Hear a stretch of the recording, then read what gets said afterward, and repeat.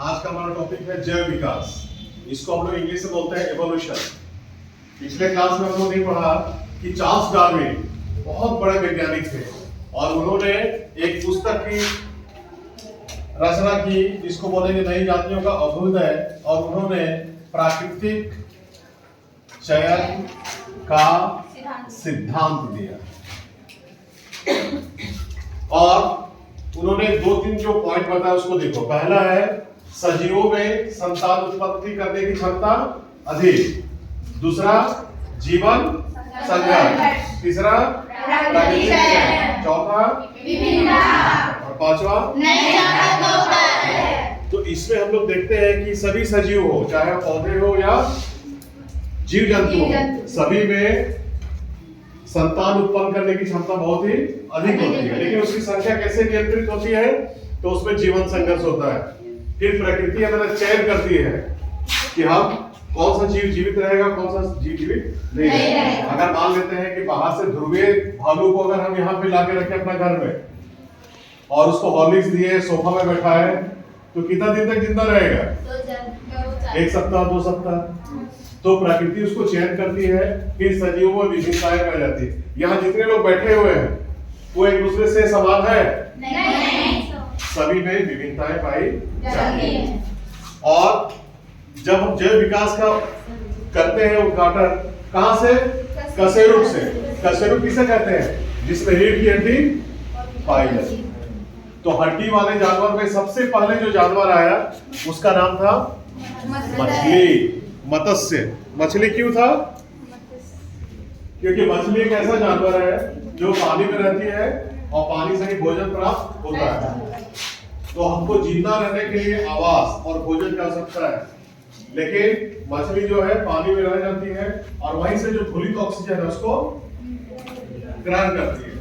इसके बाद मछली का कुछ ऐसे जानवर आए जो जमीन पे रहने लगे, उसको हम लोग क्या बोलेंगे?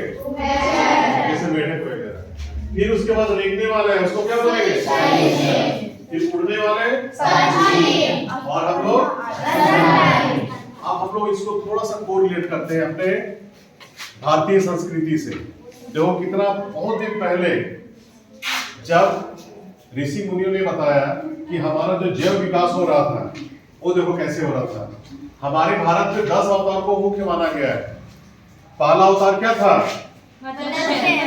दूसरा कछुआ जिसको बोलते हैं, वराह इसको बोलते हैं, जंगली सुअर बोलते हैं, ठीक है। नरसी कौन थे? आधा इंसान आधा जानवर। नरसी थे आधा इंसान और आधा जानवर। Very good. ये बामन संपूर्ण इंसान, ऐसा इंसान जो पूरा विकसित नहीं हुआ है। इसके बाद परशुराम आए, राम आए, कृष्ण, हरिहर, बुद्ध और कलिंग। अब एक एक करके समझते हैं। यहाँ पे देखते हैं मत्स्य है, यहाँ पर भी मत्स्य है। उसके बाद यहाँ उभयचर है। कछुआ भी बोलो कहाँ रहता है? जमीन में और पानी में रहता है। इसके बाद आ गया जंगली सुअर। तो जितना भी गाय, बैल, भैंस, बकरी है, मनुष्य है, सब किसमें आ जा रहा है? अब धीरे धीरे विकास हो रहा है नरसी के रूप में, वैसा आदमी जो आधा जानवर और आधा इंसान। इसके बाद बामन है, छोटा बौना मनुष्य जो पूरा तरह से विकसित नहीं हुआ है। इसके बाद कौन है?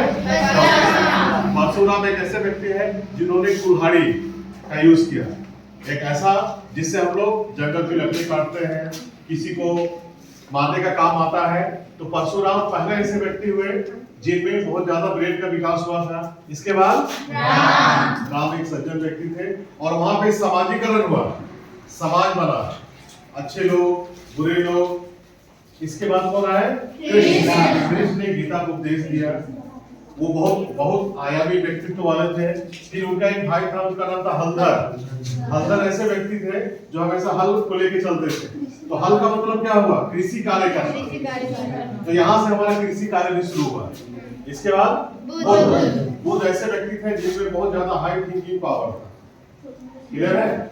और आने वाला समय जो अभी कल की आने वाला है, इसमें ये बताया जाएगा कि आने वाले समय में जो मनुष्य होगा, जो अवतार होगा, उसका ब्रेन बहुत ज्यादा विकसित होगा। तो ये चार्ल्स डार्विन और ये हमारा 10 अवतार दोनों एक लगभग एक दूसरे से मिलता जुलता है। तो this is all about evolution. Thank you.